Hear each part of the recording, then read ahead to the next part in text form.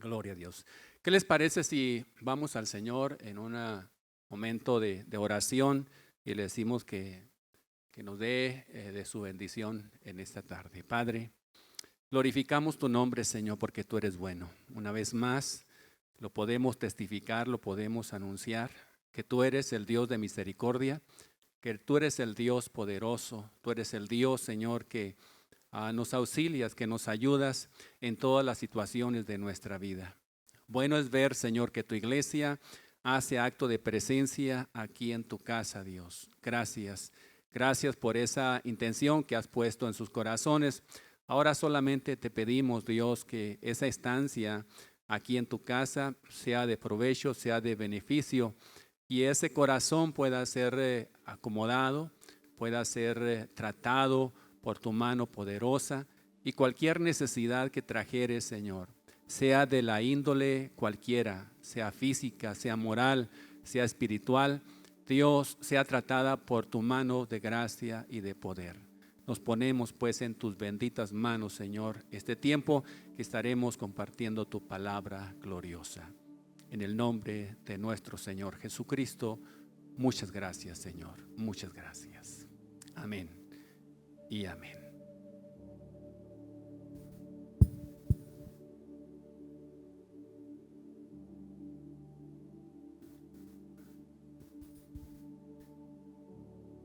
En la Biblia, hermanos, tenemos a personas que se destacaron manifestando algún rasgo en particular, de tal manera que formó parte de su filiación, asociando su nombre con algún término o alguna frase.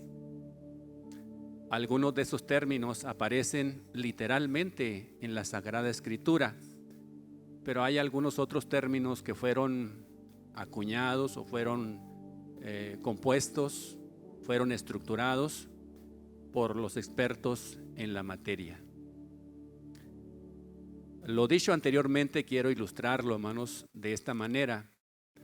Hay alguna frase o algún término que tan solamente el pronunciarlo nos lleva directamente a pensar en un personaje bíblico, porque se asoció esta expresión con ese personaje que tuvo ese rasgo o esa característica sobresaliente.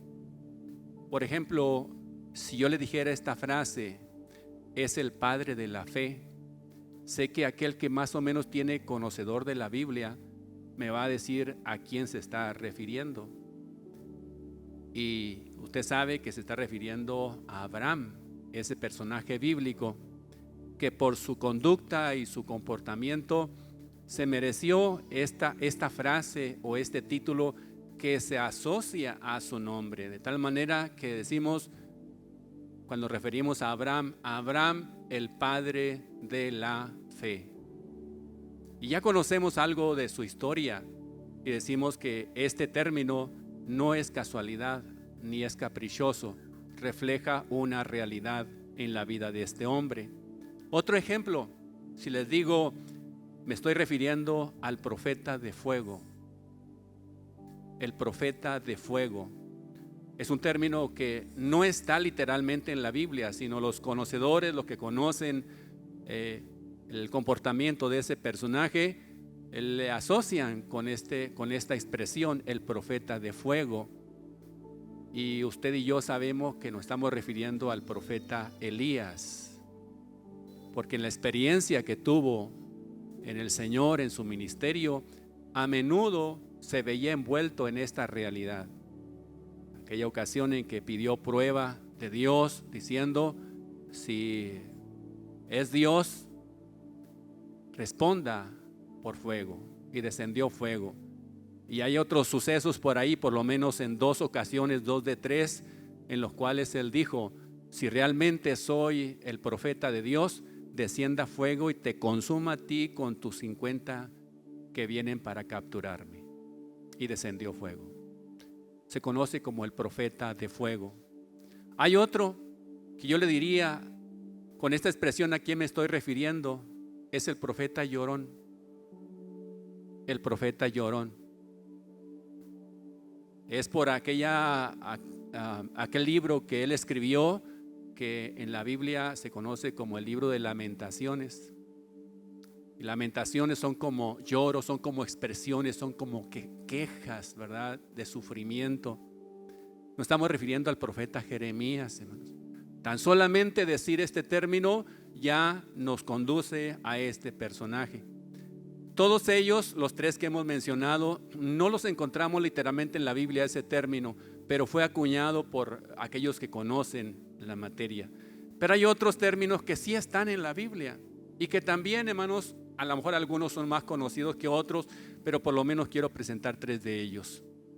Por ejemplo, si yo les digo, me estoy refiriendo a aquel varón que caminó con Dios. Aquel varón que caminó con Dios. Y esto sí está en la Biblia, hermanos. Allí en Génesis 5:24 se nos dice literalmente que Enoc caminó con Dios y Dios se lo llevó. Enoc se asocia con el hombre que caminó con Dios. Otro ejemplo, me estoy refiriendo al hombre más manso de la tierra. El hombre más manso de la tierra. ¿A quién me estaré refiriendo con esta expresión, hermanos? Moisés, bien lo han dicho ustedes. Moisés. Y cuando vamos y vemos su trayectoria, indudablemente, hermanos, la Biblia no se equivoca y lo dice literalmente allí en Números capítulo 12 y versículo 3. Este varón, Moisés, el hombre o el varón más manso de todos los hombres sobre la tierra. Hay un término que quizá no sea muy conocido, pero también es bíblico y se asocia con este personaje. Cuando yo les digo, me estoy refiriendo al varón muy amado. Al varón muy amado. No es del Nuevo Testamento. Aunque en el Nuevo Testamento tenemos a un apóstol que decíamos es el amado del Señor, o él decía, ¿verdad?, que hablando mucho del amor. Estoy refiriendo a un personaje del Antiguo Testamento y me refiero al profeta Daniel. Aquella ocasión en que Dios, al responderle, le dijo: Daniel, muy amado eres por Dios, y le da la respuesta a su petición. En esta tarde, aunque he mencionado todos los ejemplos, pero quiero referirme a otro personaje que es el que quiero de alguna manera desarrollar con ustedes para enseñanza en esta tarde. Me refiero a un personaje que es el hombre que ha sido tipificado o catalogado como el hombre conforme al corazón de Dios. Este hombre se ganó este título o esta expresión: es el hombre conforme al corazón de Dios. Y cuando yo veo esta expresión, me ganó sobre el padre de la fe, sobre el profeta de fuego, sobre el profeta llorón, sobre el que caminó con Dios, sobre el manso de la tierra, sobre el muy amado. Créame que me ganó esta expresión: el hombre conforme al corazón de Dios. Tan solamente mencionar el corazón de Dios nos está remitiendo a algo de lo más profundo, de lo más hondo, de lo más representativo de Dios, porque a eso nos estamos refiriendo cuando hablamos del corazón, del centro de aquel ser, de la esencia, de lo más valioso, de lo que hay allí en su profundidad. Cuando yo digo eso está en su corazón o como es su corazón, me estoy refiriendo a esa estructura básica y fundamental que, aunque digamos otras cosas, aunque queramos disfrazarla con otros términos, hermanos, pero no podemos esconder lo que realmente hay en nuestro corazón. El hombre conforme al corazón de Dios tiene una significación muy especial. Por eso me ganó y entendí que era el deseo del Señor de compartir esta enseñanza con ustedes. Hay 2 citas bíblicas que respaldan este título o este término que acabo de mencionar. La primera de ellas encontramos en el primer libro de Samuel, capítulo 13 y versículo 14, en lo cual se dice de esta manera: Jehová se ha buscado un varón conforme a su corazón, al cual Jehová ha designado para que sea príncipe sobre su pueblo. Este hombre conforme al corazón de Dios. Con todos estos datos, yo estoy seguro que ya sabe a quién me estoy refiriendo. ¿A quién me estoy refiriendo? A David. David. Y el siguiente cita bíblica de Hechos 13:22 dice: les levantó por rey a David, de quien dio testimonio, también testimonio diciendo: he hallado a David, hijo de Isaí, varón conforme a mi corazón, quien hará todo lo que yo quiero. Es un testimonio directo de Dios refiriéndose a David. Qué extraordinario es cuando el mismo Dios da testimonio de que está frente a un hombre o frente a una mujer conforme a su corazón. Esto es algo que no tiene precio. Es algo tan atractivo, hermanos, es algo tan extraordinario recibir esa impresión. Y aquí Dios está dando testimonio de David con estas palabras: este hombre es conforme a mi corazón. Solamente para dar un poquito de luz para esta palabra conforme o conformar. Mire, la palabra conformar significa que posee los mismos modales, opiniones o cualidades morales. Entonces, cuando se dice que David era un hombre conforme al corazón de Dios, se está diciendo que los modales o los comportamientos o las actitudes de David, sus cualidades, sus opiniones, sus actitudes morales eran igual o semejantes a las de Dios. Porque cuando decimos el corazón de Dios, nos estamos refiriendo a esas virtudes fundamentales de nuestro Dios. Eso quiere decir cuando se habla de un varón conforme al corazón de Dios. Y eso se dijo de David. Pudiéramos hablar de varias razones que justifican esta designación.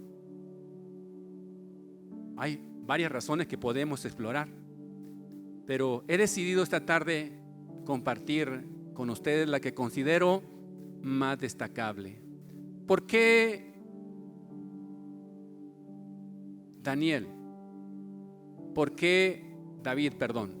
era un hombre conforme al corazón de Dios? Porque amaba su casa. Porque David era un hombre, hermanos, que amaba la casa de Dios. Porque David era un hombre que añoraba estar en la casa de Dios. Porque David era un hombre que le gustaba permanecer en la habitación del Señor. Como le digo, hay muchos, pero cuando hablo o cuando toco este punto, yo digo, pues es que ¿quién está en la casa de Dios? ¿Cuál es el personaje central en la casa de Dios?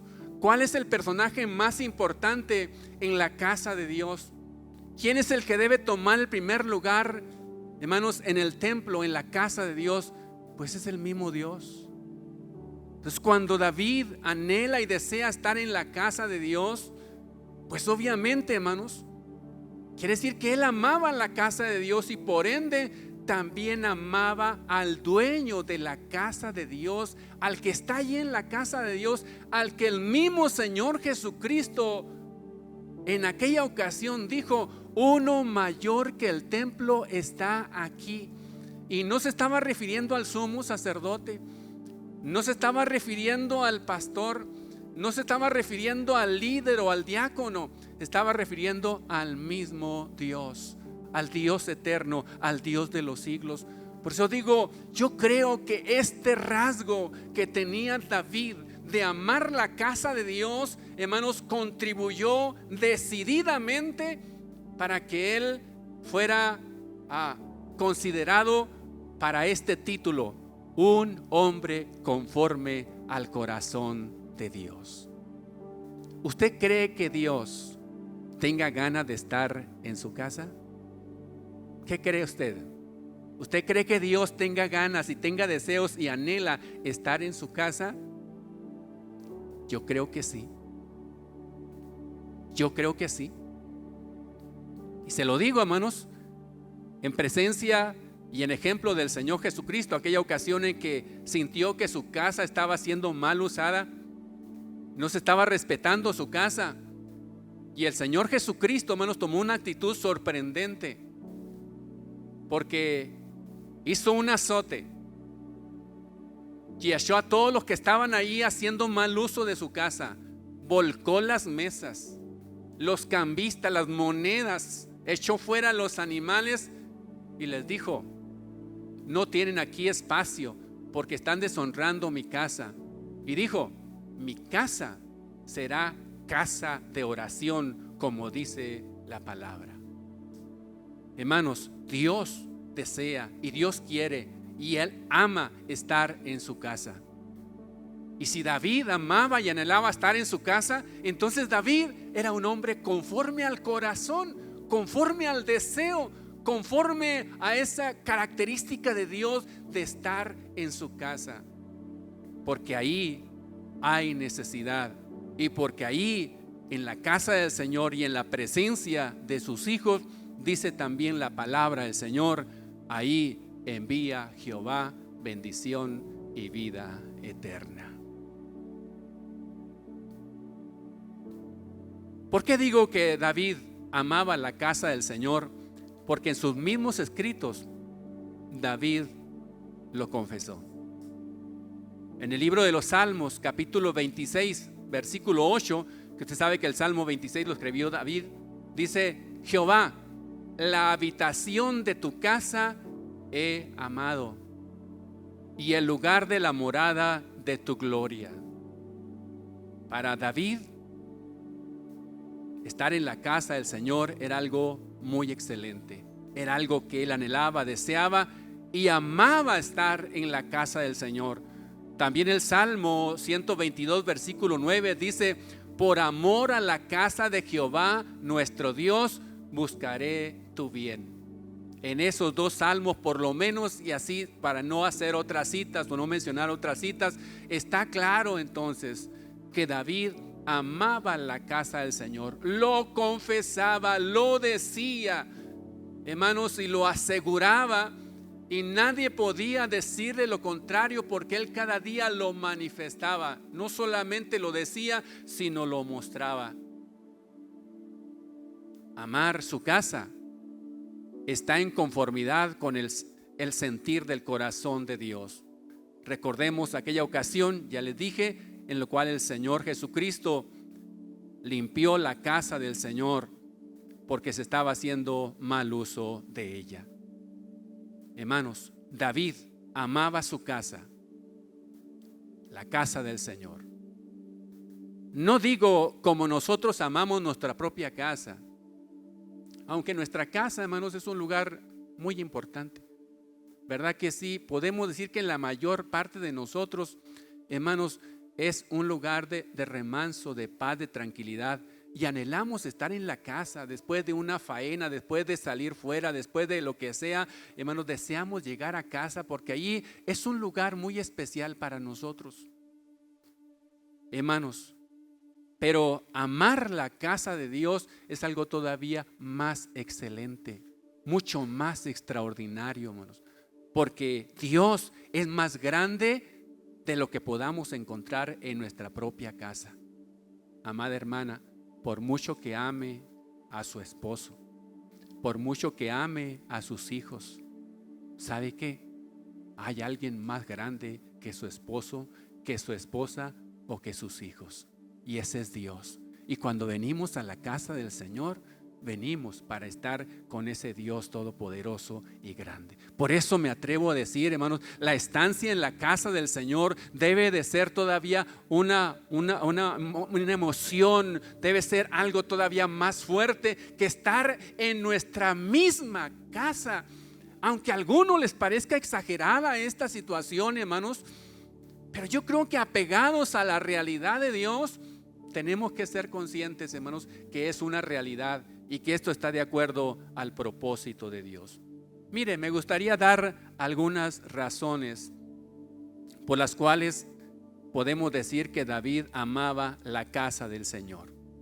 Y la primera de ellas, puedo decir que David era un hombre conforme al corazón de Dios porque amaba la casa del Señor y porque él, hermanos, aparte de amar la casa de Dios, lo comprobaba o lo justificaba o daba evidencia de que la amaba porque no escatimaba invertir en ella. Así se lo expreso. ¿Por qué decimos que David amaba la casa del Señor? Porque no escatimaba invertir en ella. Y cuando hablo de invertir, estoy hablando, hermanos, ciertamente de tiempo.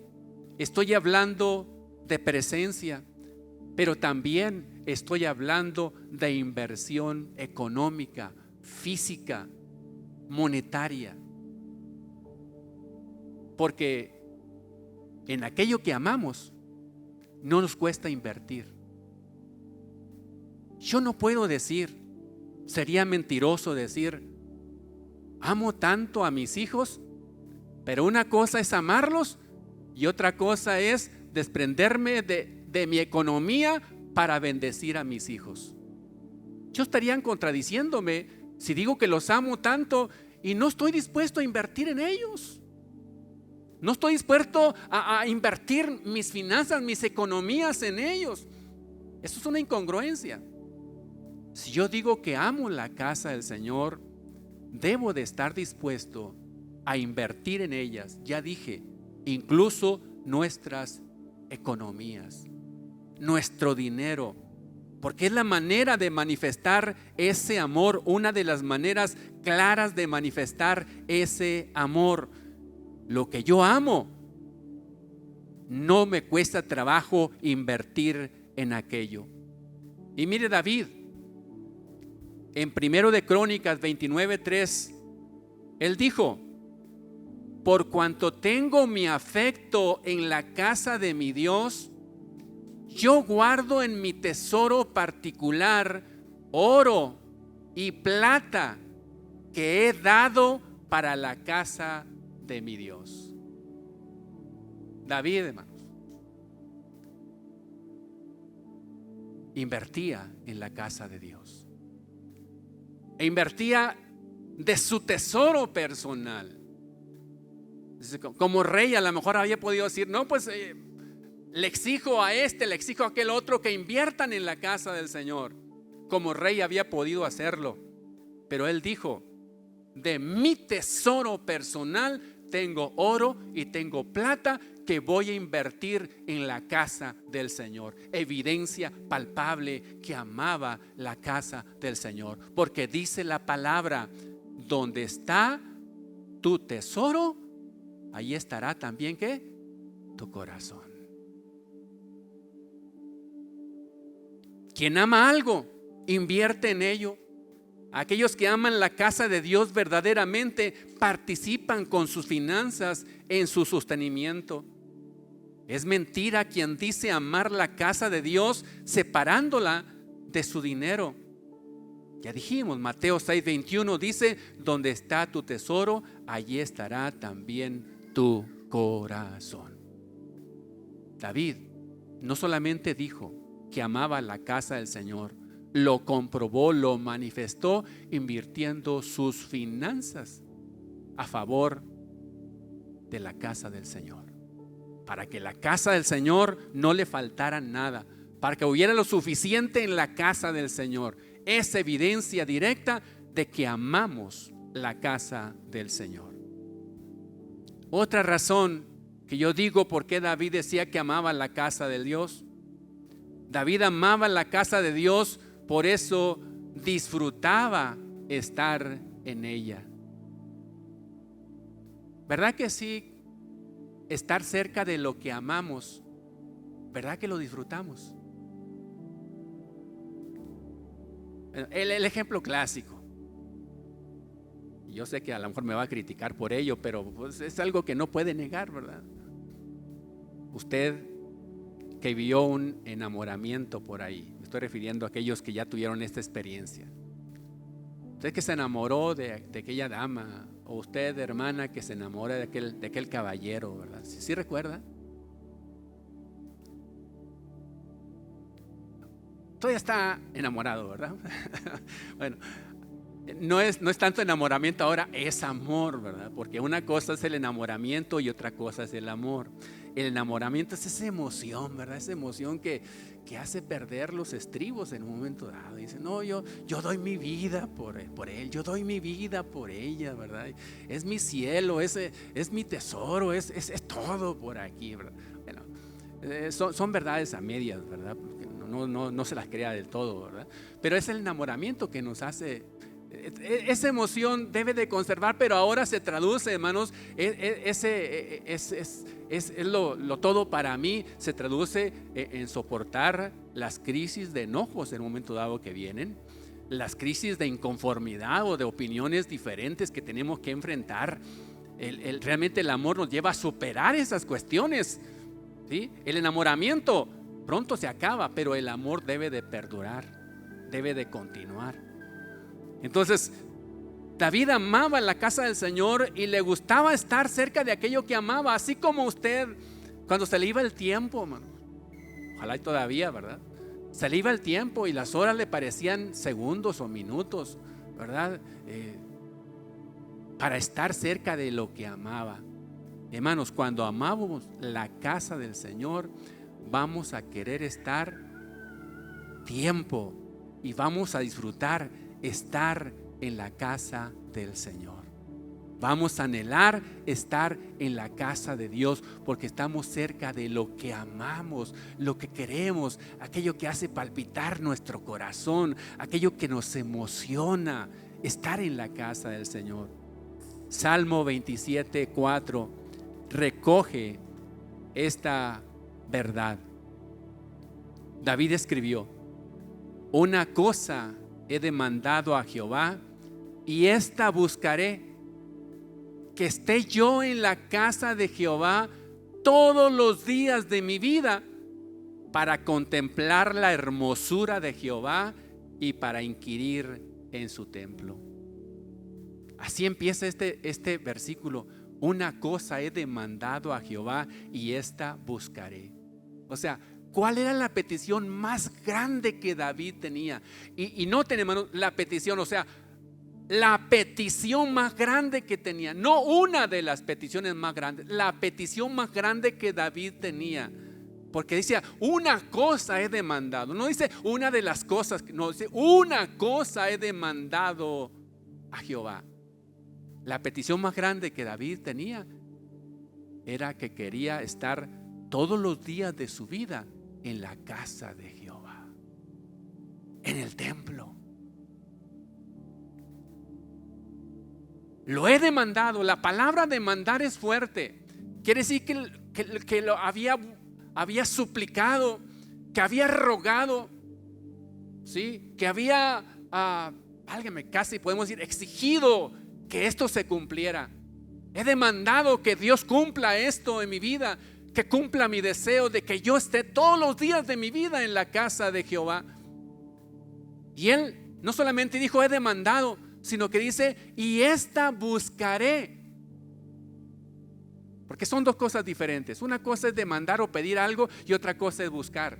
Porque muchos de nosotros podemos decir: Señor, tú sabes, Señor, concédeme estar en tu casa, poderte adorar, poderte bendecir, poderte glorificar. Pero nos quedamos quedando sentados ahí en la casa, ahí en el sillón, rogando a Dios y pidiendo que nos cumpla este deseo. Pero si nosotros no nos movemos, no buscamos, ¿se irá a cumplir? ¿Será a ser una realidad? El salmista dice: lo he demandado de Jehová y esta buscaré. Quiere decir que él iba a poner todo su empeño. Porque mire, Dios hace lo que debe de hacer, pero nosotros debemos de hacer lo que debemos de hacer. Dios nos da lo que es imposible para nosotros en un momento dado. Nos da la vida, nos da el tiempo, nos da las fuerzas, nos da la oportunidad. Pero nosotros tenemos que hacer lo que nos corresponde a nosotros. ¿Y qué es lo que nos corresponde a nosotros? Pues salir de la casa, subirnos al carro y darle al vehículo y llegar a este lugar. Esto no lo va a hacer Dios por nosotros. Tenemos que hacerlo ¿quién? Usted y yo. Y en el trayecto de allá a acá, a lo mejor enfrentar alguna situación ahí que se atraviese. Pero cuando no hay la voluntad de estar en la casa del Señor, no hay la intención de buscar esa petición, pues con cualquier cosa, hermanos, nos vamos a detener. Hasta esa opinión diferente que recibió de su esposa al momento de salir de la casa. Ese incidente que le dijo la mujer: oye, ¿cómo me veo con este vestido que me puse? Y la respuesta del varón no fue muy agradable para ella. Ocasión suficiente para decir: pues ya, ¿para qué vamos a la iglesia así enemistados o molestos? Mejor nos quedamos aquí, ¿verdad? Hasta ese pequeño incidente se puede tomar como ocasión para no estar en la casa del Señor. ¿Eso será procurar estar en la casa del Señor? Obviamente no. Hay que vencer esas situaciones. De nosotros está el vencer esas situaciones, queridos hermanos, queridas hermanas. Eso y más cuestiones fuertes debemos de superarlos. Dios hace lo propio, pero nosotros debemos hacerlo con lo que nos corresponde a nuestra vida. Hermanos, David demandaba de Dios, pero él dijo: lo buscaré. ¿Sí? David estaba expresando un deseo, pero un deseo activo, no un deseo pasivo. David estaba deseando algo, pero aparte de desearlo, lo procuraba. O esa expresión muy común que nosotros decimos: estoy preocupado, pero también estoy ocupado en hacer aquello. Hermanos, preocupémonos por estar en la casa del Señor, pero también ocupémonos de estar en la casa del Señor. Tenemos que esforzarnos, tenemos que dedicarnos, tenemos que quitar y vencer estorbos. No espere el momento, porque me ha tocado muchas cuestiones, y en la mañana lo decía a los hermanos de la escuela dominical. Tantos testimonios, hermanos, tan desgarradores de escuchar de hombres y de mujeres ahora ya imposibilitados, en cama o en silla de ruedas, que no se pueden mover con facilidad, diciendo: cómo quisiera estar en la casa del Señor. Qué tremendo esperar esos tiempos, cuando tenemos todo el tiempo para poder hacerlo, para poder lograrlo. No esperemos llegar a esos momentos, hermanos. Hay que rogar a Dios y hay que demandar a Dios, pero hay que buscar que eso se cumpla en nuestras vidas. Y decía David: deseo estar en la casa del Señor, porque ahí voy a contemplar la hermosura de Jehová.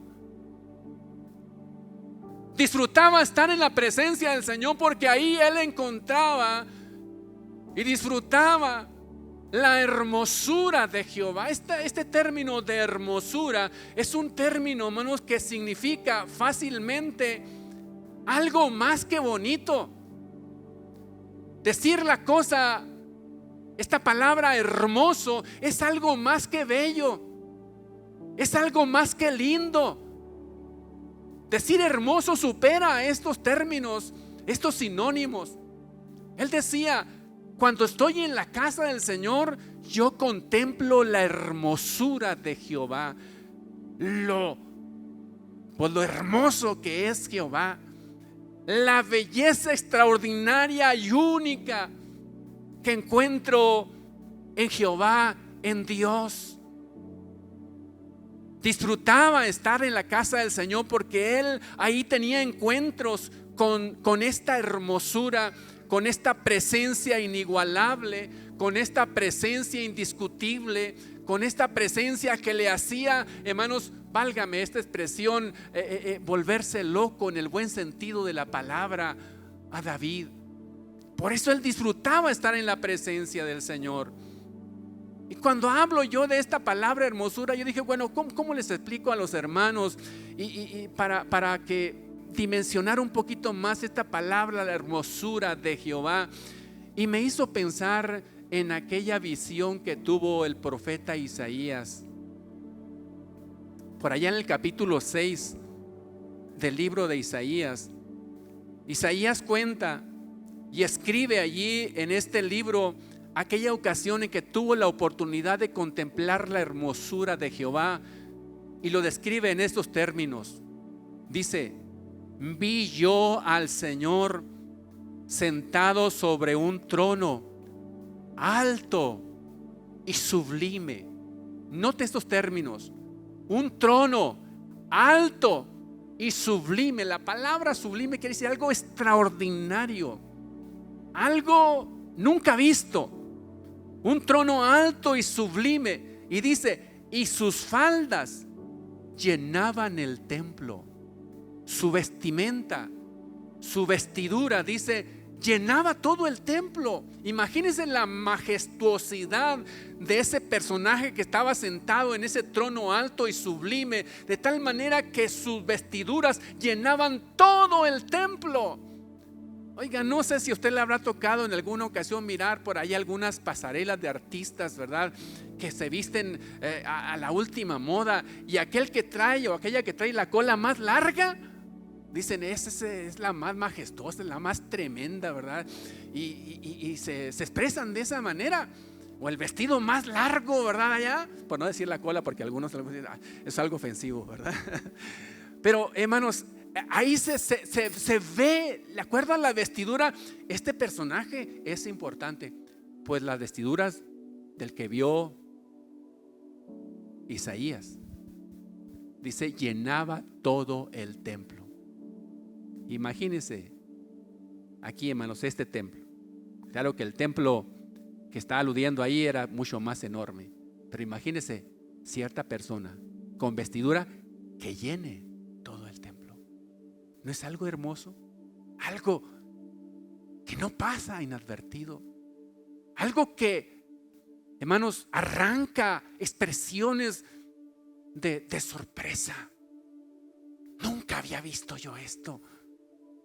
¿Cómo no estar en este lugar tan grandioso, tan extraordinario, al contemplar la hermosura, la grandeza, lo sublime de Dios?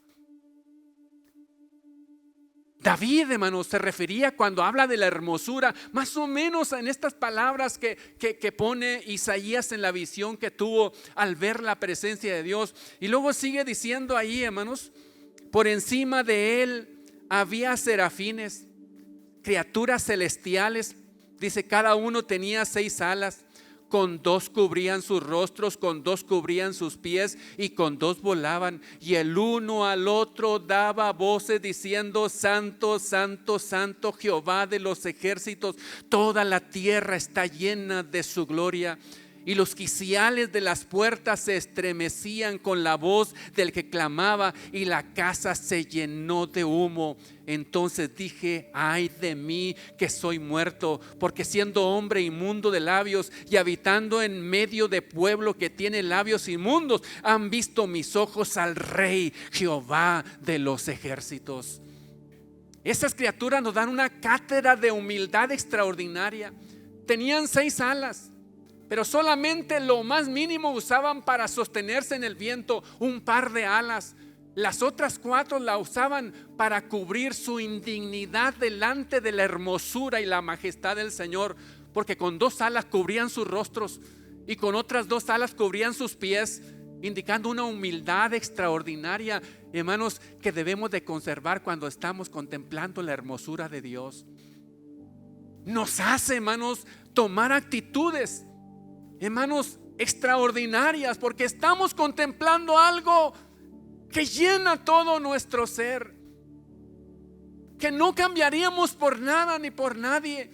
Por eso dijo David: yo quiero permanecer todos los días de mi vida en la casa de Jehová, porque quiero siempre deleitarme viendo la hermosura de Jehová. Estos personajes, estas criaturas, no se cansaban de decir y de publicar y de reconocer la grandeza de Dios, diciendo: santo, santo, santo es Jehová de los ejércitos. Y cuando aquel personaje en ese trono alto y sublime y vestido con esas clases de vestiduras y con esas criaturas acompañándoles, habló, dice, cuando él habló, los quiciales de las puertas se estremecieron. Los quiciales de las puertas es una estructura que soporta, podemos decir, es lo más fuerte de una estructura. Aparte de que le da quicio o línea a las puertas, hermanos, es una estructura que soporta peso. Podemos decir, es lo más fuerte que encontramos en una construcción. Pues bien, lo más fuerte del templo, dice, se estremeció ante la voz del que estaba sentado en el trono.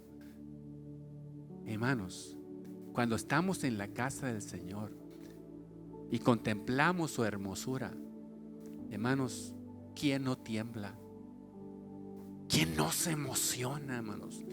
¿Quién no vive esta experiencia? Hermanos, por eso David decía: disfruto estar en la casa del Señor, porque ahí contemplo la hermosura del Señor.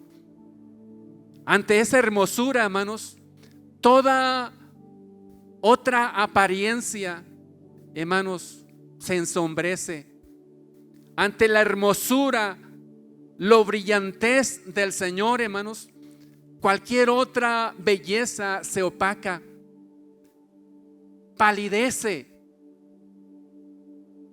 Hermanos, cuando nos encontramos ante la perfección del Señor, nos sentimos los más indignos de estar en esa presencia. Y así lo manifestó Isaías, porque dijo: ay de mí que soy inmundo, ay de mí que soy pecador. Es algo extraordinario, es algo maravilloso, es algo disfrutable estar en la casa del Señor para contemplar su hermosura. En la casa de Dios se disfruta esto y mucho más. Se disfruta la presencia del Rey Jehová de los ejércitos. Yo les confieso, hermanos, que estar en la casa del Señor es un disfrute para mí, es un deleite. Y digo, no es lo mismo orar en casa que orar en la casa de Dios. Orar en mi casa, hermanos, me siento bien, pero orar en la casa del Señor me siento excelente, me siento campeón. Les confieso con regularidad, después de la oración que tenemos los viernes en la mañana, me quedo un tiempo más aquí y me siento en esas primeras sillas, así nada más sentado, mirando hacia acá, hacia el púlpito, contemplando, percibiendo la presencia de Dios en este espacio. Es algo bonito, hermanos. Es algo extraordinario. Y no lo digo, hermanos, porque sea quien más disfruta la presencia de Dios. No, lo digo solamente para testificar y decir y corroborar, hermanos, que estar en la casa del Señor trae una paz, trae una tranquilidad, trae una experiencia maravillosa y preciosa. ¿Cómo me gustaría contagiar en parte e instarle para que pueda corroborar esto y hacerlo su propia experiencia, de poder tener estas experiencias con nuestro Dios estando en su casa? David amaba la casa de Dios, hermanos, por eso le daba preferencia, le daba prioridad antes que todas las cosas. Ese es el último aspecto. David amaba la casa de Dios, por eso le daba preferencia y prioridad. Lo dijo en el Salmo 84, David. Y digo David porque hay algunos escritores que dicen que este Salmo 84 no lo escribió David. Pero si usted va ahí, no dice alguien que lo haya escrito, solamente a quien iba dirigido. Y hay algunos, hermanos, que dicen que la estructura de este salmo, hermanos, se perfila mucho con David, y concluyen que aunque no se diga ahí directamente que lo escribió David, pero se lo adjudican a David. Por eso quise usar este salmo para respaldar este punto. Dice el Salmo 84, versículos 1 y 2. Y el versículo 10: cuán amables son tus moradas, oh Jehová de los ejércitos. Anhela mi alma, y aún ardientemente desea los atrios de Jehová. Porque mejor es un día en tus atrios que 1000 fuera de ellos. Escogería antes estar a la puerta de la casa de mi Dios que habitar en las moradas de maldad. Una palabra muy extraordinaria. David tenía una norma, una regla, que de alguna manera evidencia que él no estaba dispuesto a negociar su estadía en la casa del Señor. ¿Cuál era la norma o la regla de David? Era en relación de 1 a 1000. 1 a 1000. Era la regla y la escala de David.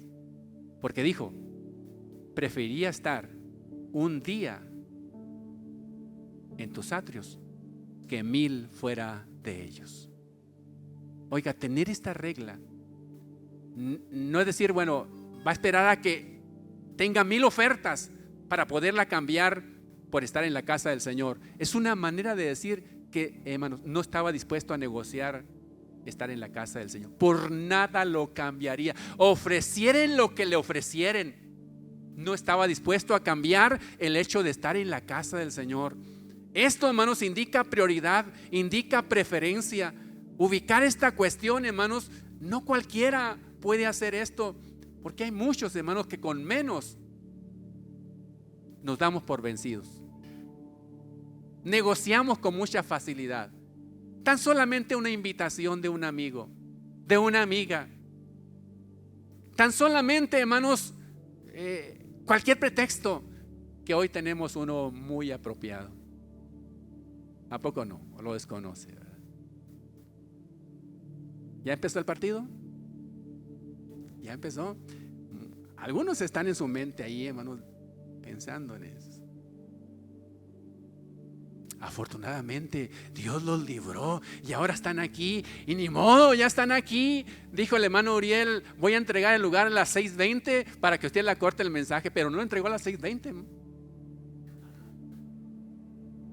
Ahora se va a aguantar, ni modo.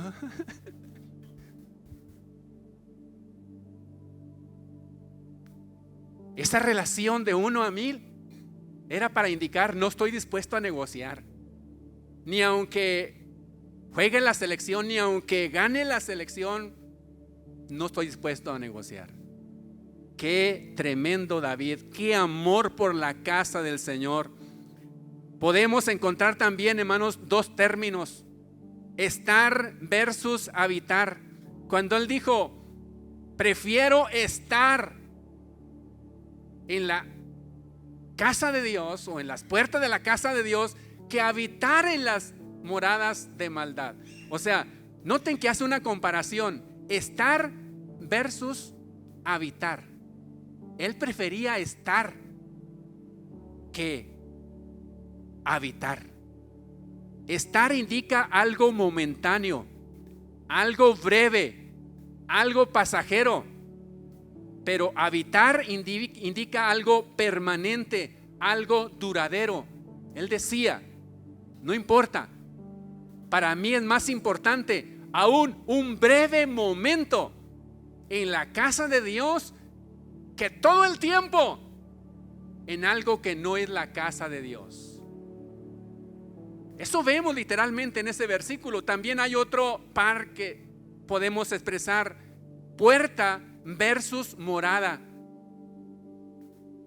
La palabra puerta indica algo de inicio, comienzo, la orilla de algo.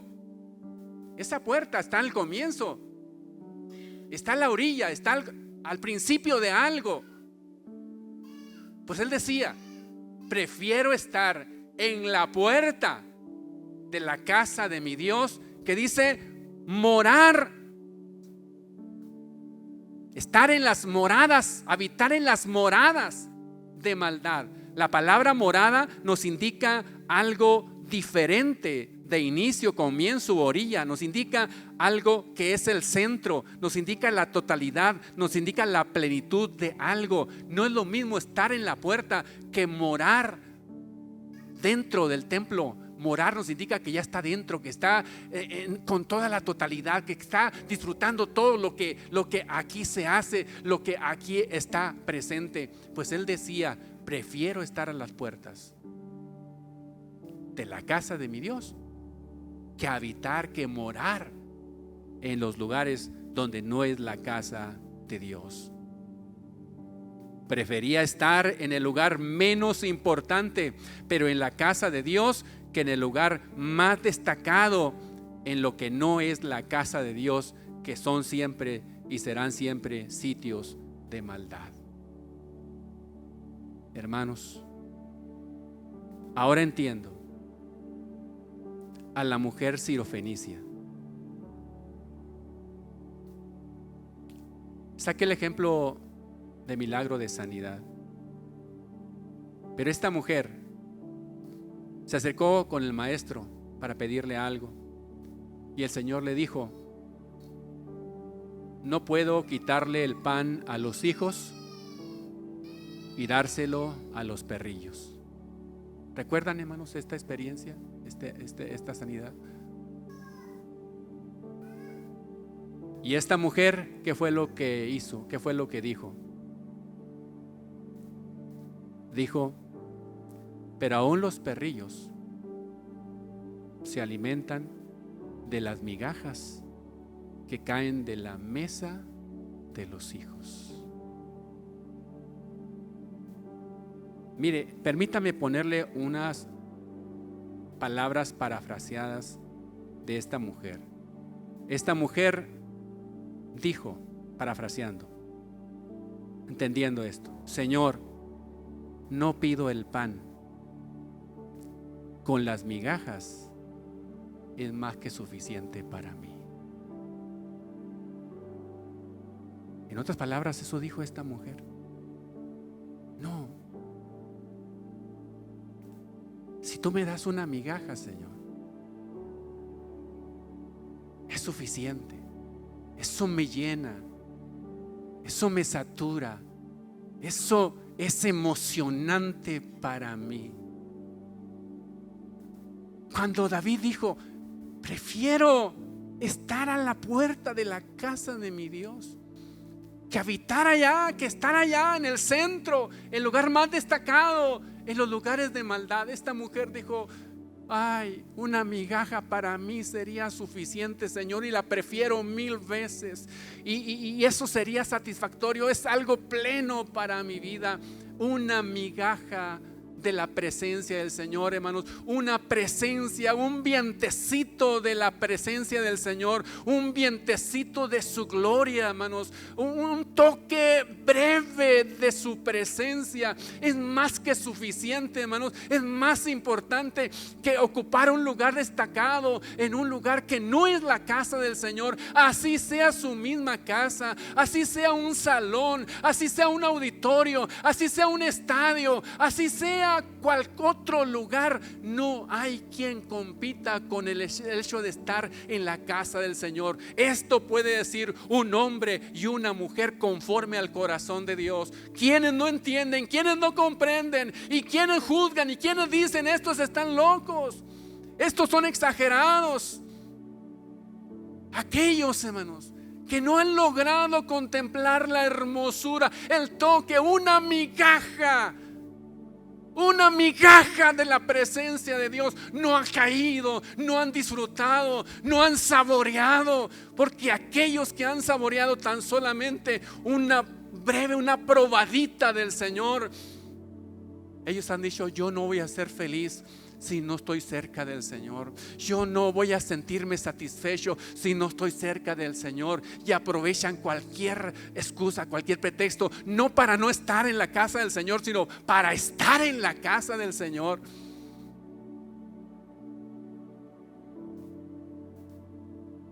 Y no tenga preocupación si alguna ocasión dice: hermano, ¿me podrá prestar la llave porque quiero estar ahí en la presencia del Señor en su casa? No tenga pendiente, no se la vamos a negar. Como le dije a alguien que me dijo esto: ¿podrá prestarme la llave para estar ahí en la casa del Señor? Claro que sí. Hermanos, estar en la casa del Señor es algo atractivo, emocionante, y que no tiene paralelo, no tiene comparación. Sigo sin entender quienes optan por quedarse en su casa en lugar de acudir a la casa de Dios. No me entra por la mente. Y por más que le pregunto al Señor: ¿qué está pasando?, encuentro solamente 2 respuestas. Una de ellas, que me involucra, que me culpa: no le estás enseñando lo correcto. No le estás enseñando, no les has enseñado lo que es correcto. La otra: ellos no quieren aprender. Ya hay un jaloneo. Y sea quizá para excusarme, digo: es que si se ha enseñado que estar en la casa del Señor es algo importante. Y aquellos que vinieron el martes pasado recordarán, hermanos, que la hermana desde aquí nos dijo esa verdad. La prioridad de estar en la casa del Señor sí se ha enseñado, sí se ha puesto como motivo, hermanos, de tomar en serio el estar en la casa del Señor. Sí se ha dicho, pero aquellos que ya se habituaron a no estar en la casa del Señor, pues no lo escucharon, no lo recibieron. Y digo: ¿cómo enseñarles entonces? ¿Cómo hacerles llegar esta verdad? Y yo quiero invitarles en esta hora, hermanos, para que me ayuden a orar. Usted está en la casa del Señor. No puedo reclamarles eso a usted ahorita en este momento. Pero creo que más de uno se quedó en su casa pudiendo estar en la casa del Señor y no escuchó una vez más una palabra de exhortación, de ministración. Desperdició la del martes pasado, que fue la más reciente, y ahora esta. No estuvo expuesto ante esta cuestión. Pero, amados hermanos y personas que me entienden, nos queda un recurso, y ese recurso es la oración. Dios usa caminos, como veíamos en la mañana, caminos que no comprendemos, pero son efectivos. Y Dios puede, hermanos, convencer esos corazones. Dios puede hacerlos volver en sí, como el hijo pródigo fuera de su casa. Dios supo cómo llegarle para que volviera en sí y dijera: debo volver a la casa de mi Padre, debo volver a la casa de mi Dios, porque ahí hay abundante pan y yo perezco de hambre. Hermanos, no solamente debemos preocuparnos, debemos ocuparnos. Sigamos orando por ellos y sigamos aprovechando cualquier oportunidad, no para ofenderles, no, porque no es nuestro papel, pero sí para recordarles y decirle: les extrañamos, hermanos, les extrañamos, los estamos esperando. Y quisiera en esta hora que me ayudaran a orar, y quisiera invitarles, hermanos, que en un acto de que lo están haciendo con todo el corazón, dejara su lugar desierto por un momento, ahí, su lugar desierto, y viniera aquí al altar, y aquí juntos poder clamar a Dios, porque Dios es el único que puede hacer las cosas cuando el ser humano ya no tiene otro recurso para convencer al ser humano, y Dios hace las cosas perfectamente. Vamos apostándole a Dios en este momento. ¿Quieren hacerlo, hermanos? ¿Quiere venir aquí al altar, hermanos? Mire, por este momento olvídese de orar por usted y por su necesidad. Usted está aquí y usted ha sido bendecido y ha sido beneficiado con la palabra del Señor, con las alabanzas y el hecho de estar, hermanos, en contacto con el cuerpo de Cristo. Pero hay quienes no están aquí pudiendo estar aquí. Sabemos que hay hermanos que ahorita están en el hospital, están en convalecencia, están en una imposibilidad. De ellos Dios no tiene ninguna situación, pero quienes pudiendo estar aquí y no lo están, merecen una oración de parte de nuestro Dios. No le pidamos juicio, no, porque no es nuestro papel. No le pidamos: Señor, encárgate y haz esto y haz lo otro. No, Dios tiene sus formas, sus maneras. Dios tiene sus recursos son excelentes, son maravillosos. Cuando el Señor habla, cuando el Señor dice una palabra, aleluya, nos hace abrir los ojos, nos hace tener el entendimiento tan claro, tan conciso, que no nos queda, no cabe delante del Señor un pretexto válido. No podemos abrir nuestra boca para pretextar algo. Es imposible para nosotros cuando Dios nos habla, cuando Dios nos toca, cuando Dios nos confronta. Tenemos que bajar el rostro y decirle al Señor: Señor, tú eres el que mandas aquí, tú eres el único que hace las cosas perfectamente, tú eres el único que puedes obrar y poner ese sentir en cada corazón como debe de ser, y en la medida correcta, en la medida adecuada. Pidamos con todo el corazón, porque ellos están expuestos.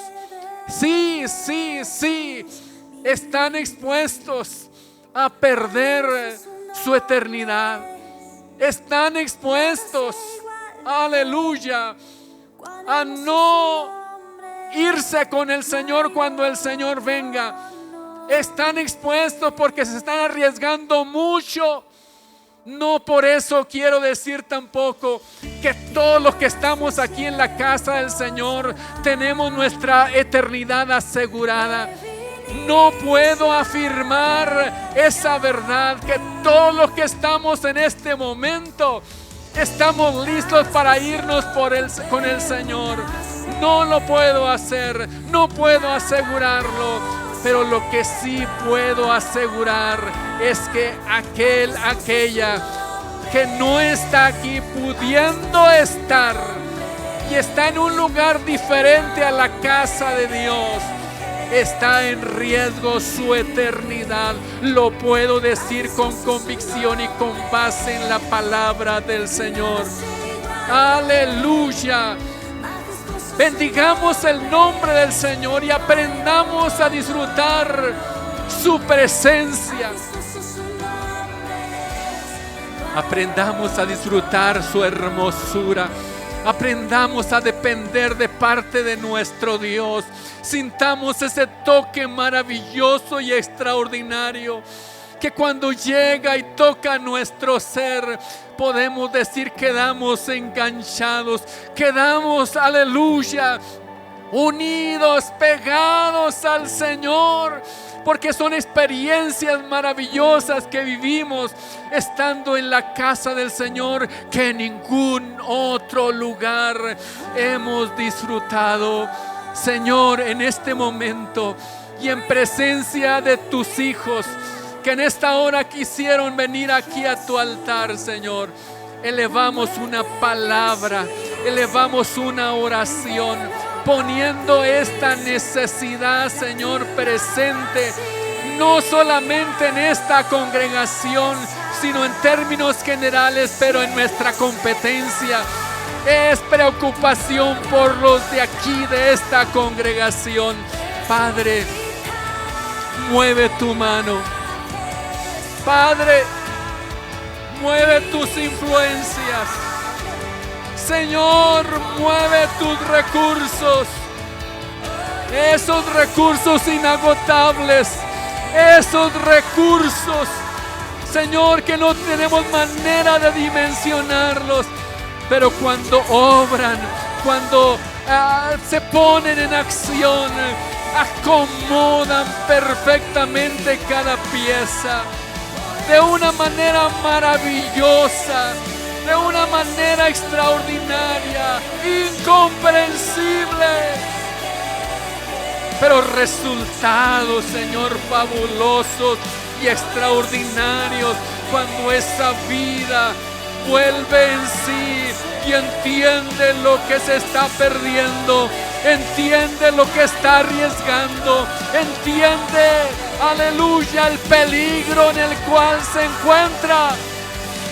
Cuando no son capaces de escuchar una palabra del hombre, una palabra humana de exhortación, pero tu voz, Señor, es penetrante.